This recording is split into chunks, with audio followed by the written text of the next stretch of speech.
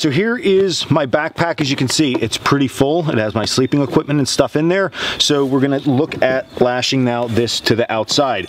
Now, a couple quick things just to keep in mind here, which we're gonna talk about, is if your backpack doesn't have these side tie outs, what are you gonna do? That's why traditionally a lot of these canvas packs and these camping bushcraft style backpacks have external tie outs for this type of application.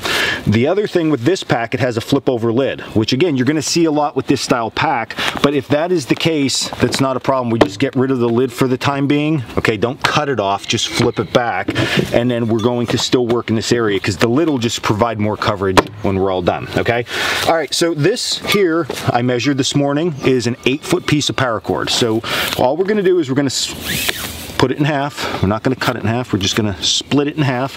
We're going to take the loop section and we are going to run that through the hole in the cast iron handle like this. Okay, so that is going to give me a point that this cast iron can hang from. All right, this is the most important part of this, because if this is nice and secure to your pack, this isn't going to go anywhere. It's not going to fall off. The only problem then moving forward is that we don't have any strength, so it's going to move back and forth. So we're going to show you how to do that next. And again, this is a real simple process. We're just going to run our side tie outs through our side D-rings. Whoop. So we're just going to run these things through, very simple, like this.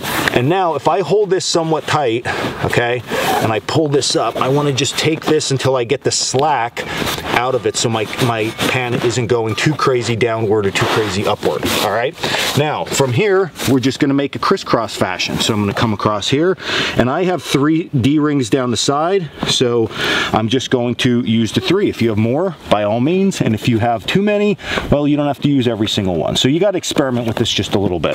So just a good old crisscross fashion here. Now this is the last one I'm going to crisscross with. Here's the thing, if I do this here, I have no support through the bottom. So what I like to do is come across the bottom. Cast iron generally has a small lip on it right here, so that's going to help hold that in place. So what I'm going to do is I'm going to lace this through my last D-ring,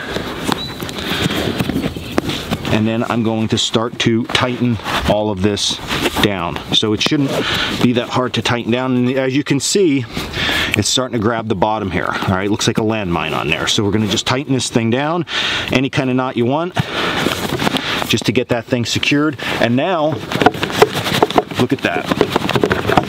It is not going anywhere, okay? So we're good to go. Just make sure your bottom knot's gonna stay in place.